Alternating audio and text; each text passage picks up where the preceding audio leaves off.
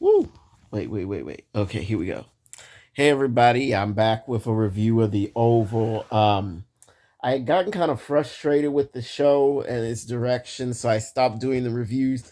I was still watching it. I just was not putting in the energy to do the reviews because I had forgotten to do like a couple of reviews and then I got behind and I'm like, you know what, I'm not doing all that work to catch up. And then I had some personal stuff going on and it just was not really worth my time to do. But anyway, I'm going to do a review of the season finale that was on tonight. I just felt a little bit of energy to do something before I go to bed, and I actually liked this episode cuz there was action going on, there was movement.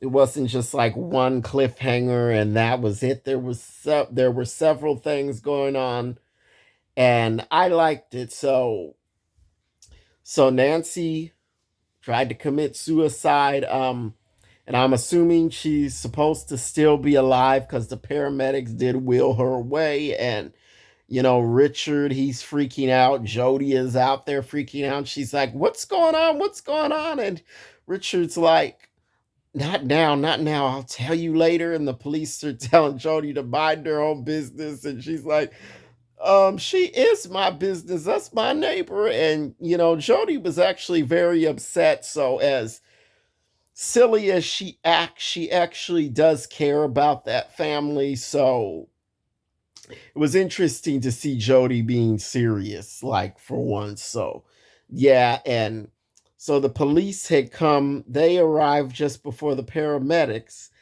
and they weren't coming with the paramedics. They had already been on the way and they needed to tell Richard um that they needed him to come down to the morgue to identify Barry's body because they found the belongings with the body, and Richard looked at the belongings and he could see that they were Barry's things, and he's just like freaking out. And you know he grabs one of the officers, but they were understanding that he was just like, it was the shock of hearing the news, and Jody was crying and everything. And yeah, so that was a tragic scene. Richard's got to deal with all of that, and Nancy too. And then meanwhile, Sharon is over there, pretty much under arrest because the police don't know what happened. And she does tell them, well, Kareem was holding me against my will. Um, the way she phrases it, she says he was trying to tell me that he killed my boyfriend. And and that he said that Barry's body was in the room. The police officer looks in the room. He's like, "Well, he's not there." And then they want to take uh Sharon and what's his name? Oh gosh, Dale down to the police station for questioning. They're like, "Are you arresting us?" And police officers like, "That was a polite request," and all of this. And I don't know if Kareem is still alive or not because the last week they were pretty much arresting Sharon for murder. Now the paramedics are there attending to him, so I'm not sure what's going on. So Sharon and Dale are at the police station. Hunter calls up and he's all high and drunk and all that, and talking about he wants to see Sharon. She's like, "That's not going to happen." And then he comes up with something like, "Why? Is it because both your boyfriends are dead, or because one is in jail for killing the other?" And it's like, she's like, "Wait, why would you say that?" So perhaps it was Hunter that did this and not the Rakadushis. Maybe the Rakadushis, maybe the highest was just talking some mess and was not really serious about them killing Barry. Maybe it really was Hunter.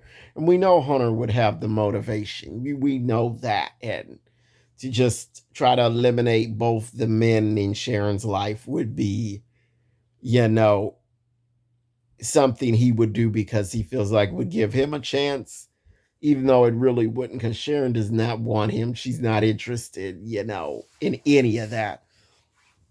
So that happened, and then we get Jason's storyline, which that's one of the stories that least interests me, because I'm like, does he really need to be on the show anymore? Is there a point to it? I'm not even sure why he was like resurrected or his death was retconned. I mean, because it's kind of repetitive. He escaped the cabin, then he was back in there, and now he's escaped again because it looks like whoever fell off the motorcycle, it looked like the his guard that fell off. That's what it looked like to me. I keep getting my hand in the camera. It looked like the guard that fell off, because I saw a bald head on the person who was laying on the ground. I don't know. By the time Sam and Max get there, the cabin's on fire, and they're like, well, hopefully they escape, because Sam saw the motorcycle tracks. And but I'm not too interested in that storyline, because I'm not sure where it's going. What else happened? So, Alan ended up getting arrested because he had all those drugs that Alonzo took from the pharmacy, and then the police ended up showing up because Alan's parked outside of Kareem's pharmacy. The police show up and they're like, "Oh, you're going to jail. You know how much fentanyl there is in this stuff." And Alan's like, "It's not mine. It's not mine."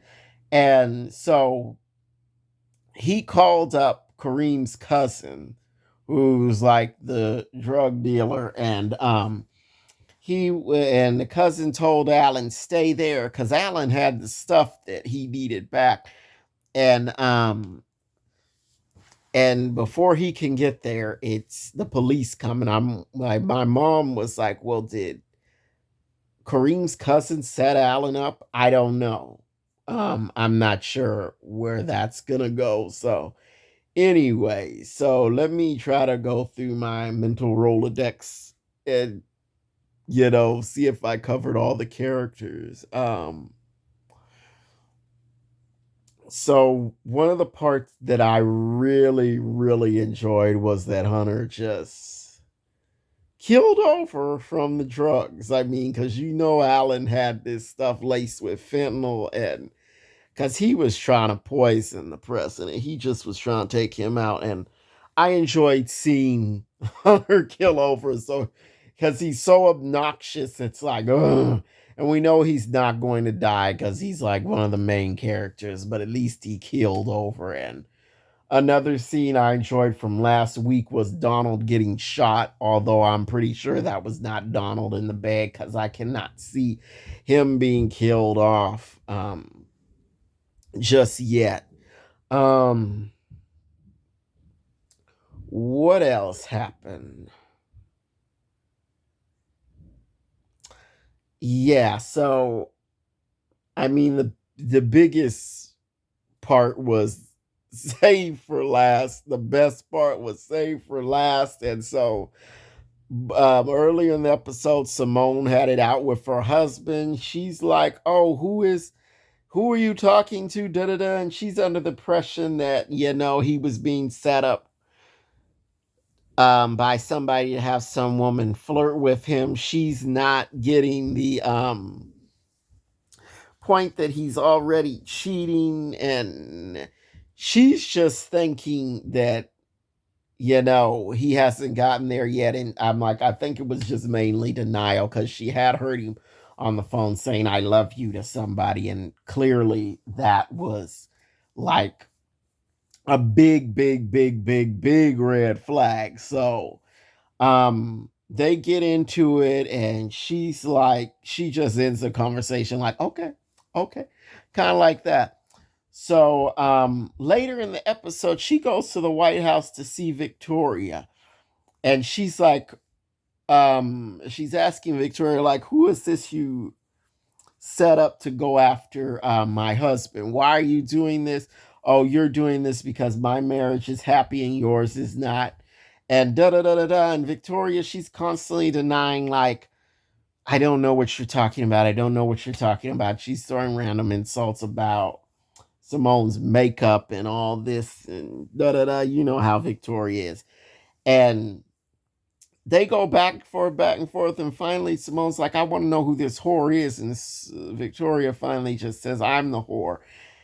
And then she goes through like a whole list of things, just like, yeah, very specific details, um, being very vulgar and ribald and nasty and all this, she's trying to push Simone's buttons, and Simone's like, no, no, no, no, you're lying, you're lying.